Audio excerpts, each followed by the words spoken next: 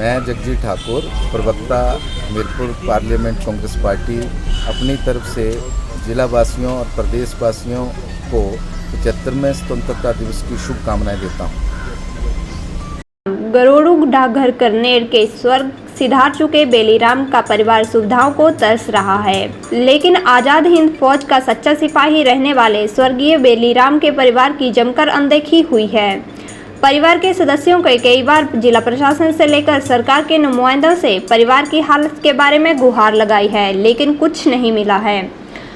स्वतंत्रता सेनानी परिवार का पुराना घर इतना जर्जर हो चुका है कि कभी भी बरसात में जमीनोधोस हो सकता है। बता दें कि 27 अप्रैल 1973 को स्वतंत्रता सेनानी बेलीराम का निधन हो गया था। स्वर्गीय बेलीराम ने आज़ाद हिंद फौज में सिपाही रहे हैं और 8 माह तक कलकत्ता सिंगापुर जेल में रहे हैं और 1945 में अंग्रेज़ों ने कोर्ट मार्शल किया था। स्वतंत्रता सेनानी के पुत्र कश्मीर सिंह ठाकुर ने बताया कि 14 वर्ष की उम्र में पिता आज़ाद हिंद फौज में शामिल हुए थे और सुभाष चंद्र बोस के रंगून में शुरू हुए आंदोलन में भी साथ ही रहे हैं। उन्होंने बताया कि रंगून से लेकर कोहिमा तक विश्व युद्ध लड़ते रहे। 8 महीने सिंगापुर और रंगून और 4 साल तक कोलकाता में जेल काटी है। उन्होंने बताया कि पिता के स्वर्ग सिधार जाने के बाद माता को पेंशन मिलती थी, लेकिन बाद में स्वतंत्रता सेनानी के परिवार की ओर कोई ध्यान नहीं दिया गया।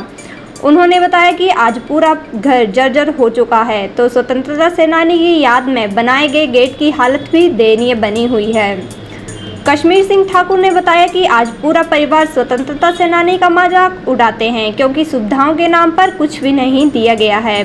उन्होंने बताया कि माता के स्वर्ग सिधार जाने के बाद अब जिला प्रशासन के द्वारा कोई सुध नहीं ली गई है, जबकि स्वतंत्रता सेनानी संघ के माध्यम से भी उपायुक्त से कई बार इस बाबत आग्रह किया जा चुका है। उन्होंने प्रधानमंत्री मोदी से भी गुहार लगाई है कि स्वतंत्रता सेनानी परिवार को मदद दी जाए और उनका सम्मान किया जाए। कश्मीर सिंह ठाकुर ने कहा कि जर्जर हो चुके घर की मुरम्मत के लिए प्रशासन से गुहार लगा चुके हैं, लेकिन कोई मदद नहीं मिली है और आजकल बरसात में कभी भी घर जमीनोधोस हो सकता है।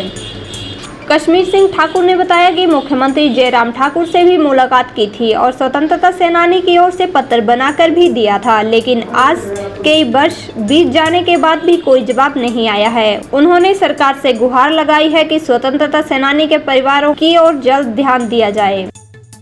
सर, मेरे पिताजी जो है वो हमारे माताजी बताते थे कि वो उनकी अच्छी हेल्थ थी और वो 14 साल की उम्र में फौज में भर्ती हुए थे और उसके बाद वो उन्होंने जो है 9 साल नौकरी करने के बाद फिर उनको घर भेज दिया था। उसके बाद जब दूसरा विश्व युद्ध शुरू हुआ तो उनको अंग्रेजों ने फिर दोबारा बुलाया गया। जब बुलाया गया तो उनको फिर लड़ाइयाँ लड़ी। उसके बाद जब सुभाष चंद्र बोस जी रंगून गए तो उन्होंने उनको फौज को बोला कि तुम मुझे खून दो, मैं तुम्हें आज़ादी दूंगा। तो उन्होंने जो है वो जो अंग्रेजी हुकूमत थी उसके खिलाफ बगावत कर दी और नेताजी सुभाष चंद्र जी साथ वो आ गए। फिर वो स्वतंत्र सेनानी कहलाए और वो जाकर फौज के जो है सिपाही कहलाए। उसके बाद उन्होंने जो है रंगून से लेकर कोहिमा तक 6 महीने भीषण युद्ध लड़ा। उसके बाद जब वो एक गद्दार था, उनका कौन सी सेना का जो सिपाही था, उसने गद्दारी करी तो अंग्रेजों ने घेरा डाल के उनको कैद कर लिया। तो उसके बाद उन्होंने जो है 8 महीने जेल जो सिंगापुर में काटी है, फिर रंगून काटी है और 4 साल या कुछ महीने जो कलकत्ता में काटी है और उसके बाद जो उनका दिल्ली में कोर्ट मार्शल हुआ है। उसके बाद उनको घर नंगा नाला भेज दिया, उनको कुछ नहीं दिया, कोई पेंशन नहीं, कुछ नहीं दी। फिर उन्हें आके उन्होंने केस लड़े, मुकदमे लड़े, तब जाके उनको 10 रुपये पेंशन मिली थी और इनको फिर देशद्रोही घोषित कर दिया था कांग्रेस सरकार ने। तो आज हमारी सरकार से ये मांग है कि कम से कम हमारी फादर जो गुजरे 14 साल के थे, फिर ये 14-15 साल हमने केस लड़ा तो हमारी मदर को पेंशन लगी और मदर के मरने के बाद हमें कोई फैसिलिटी मिली। हम प्राइवेट में, मेरे बच्चे प्राइवेट में हैं, दिल्ली में हम प्राइवेट काम करते हैं। तो आर्थिक स्थिति तो हमारी ठीक नहीं है, मगर जो हमारी सरकार से यही मांग है कि जो स्वतंत्र सेनानियों को जो कुछ स्मारक बने हुए हैं उनकी देखरेख ढंग से नहीं हो रही है, जो उनका जो पैसा पूरा लगाया नहीं जा रहा है और उनके जर्जर हाल है, उनकी देख लो 3 साल में हो गई है। तो कम से कम उनका सम्मान नहीं कर सकते तो अपमान मत करो। मेरा प्रधानमंत्री जी से, गृह मंत्री जी से, मुख्यमंत्री जी से अनुरोध है कि कम से कम जो 1 साल में एक बार हमें भी याद किया जाए, हमें भी पत्र भेजा जाए समारोह में शामिल होने के लिए। और जो हमारे बुजुर्गों के घर बनाए हुए उनका हमने हाथों से ये मकान बनाए हुए कच्चे मकान, इनको जो है हेरिटेज होम घोषित किया जाए और कम से कम एक बड़े बेटे को कुटुंब पेंशन जो है वो गुजारे के लिए हमें दी जाए।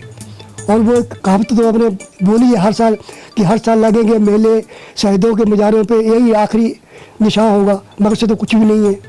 आज जो हमारे परिवार जो वो उपेक्षा का शिकार है, लोग मजाक भी उड़ाते हैं हमारा कि भाई आ गए स्वतंत्र सेनानियों के परिवार, आ गए क्या है इनके पास। तो हमसे सरकार से अनुरोध है कि मैं कम से कम इज्जत तो हमें दी जाए और कुछ नहीं दिया जाए। तो जिंदा थे तब लेटर आता था हमें डीसी साहब का, माता जी को आता था। माता जी के मरने के बाद हमें कोई इसके बाद में कोई भी हमें कोई प्रशासन का या शासन का किसी भी किस्म का कोई हमें जो है कोई बुलावा नहीं आता है। 15 अगस्त नज़दीक का कोई बुलावा आपको नहीं? बिल्कुल सर, कोई बिल्कुल नहीं। हमारी संस्था जो कि हम खुद जाते हैं डी साहब के पास कि भैया हमें कम से कम, हमारी यही मांग थी कि हमें कम से कम सम्मान के साथ बुलाया तो जाए समारोह में कि भाई उनके बेटे हैं, उनका परिवार है, मगर आज तक कोई इसके बारे में कोई भी नहीं है। तो मेरा मीडिया के द्वारा अनुरोध है कि हमारे प्रधानमंत्री बहुत ही एक अच्छे इंसान है और सारा हमारा मुकद्दर है कि हमें ऐसा प्रधानमंत्री देश का मिला हुआ है, तो हमारे तरफ ध्यान दिया जाए, हमारे परिवारों की तरफ ध्यान दिया जाए, हमारे बच्चों की तरफ ध्यान दिया जाए। मैं आगे मेरा पोता भी है, वो भी अच्छा मतलब पढ़ने में है, तो कुछ हमें सरकार मत दी जाए, हमारे बच्चों को भी कम से कम हमें सम्मान दिया जाए। सर मैंने पंचायत के थ्रू भी ली थी, पटारियों को बुलाया था, मैंने डी साहब के पास गए, हमारी संस्था के लोग भी गए, हमारे जो प्रदेश अध्यक्ष परसोत्तम कालिया जी हैं वो भी डी साहब के पास गए थे।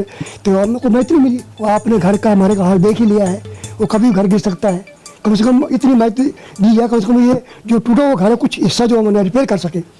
तो आज़ादी के इस पर्व में अगर कुछ सरकार हमें कुछ सहयोग करे तो हम सरकार के आभारी रहेंगे। हम गांव के युवा का कहना है कि दादा स्वतंत्रता सेनानी रहे हैं, लेकिन परिवार की हालत की ओर सरकार और प्रशासन कोई ध्यान नहीं दे रहा है।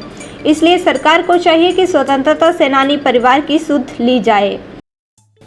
हाँ जी, ये तो है कि हाँ दादा उसमें थे, आज़ाद हिंद फौज में थे और इनकी जो पारिवारिक दशा है, जो पेंशन लगनी थी वो दादी तक तो सीमित थी, लेकिन आगे जो है दुर्दशा वो काफ़ी गंभीर है। क्या कहना चाहेंगे सरकार? ये तो है कि पेंशन तो लगनी चाहिए हाँ जी, ताकि सुधार हो सके।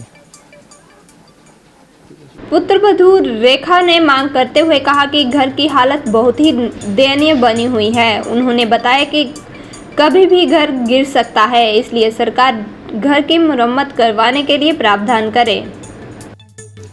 अहाँ तो इतना ही गलाई सकते ना उन्हें सकारत है कि एक यहाँ दे घर की दशा तुम दिखे बैठे हो और इस घर की क्या दशा चल रही हो।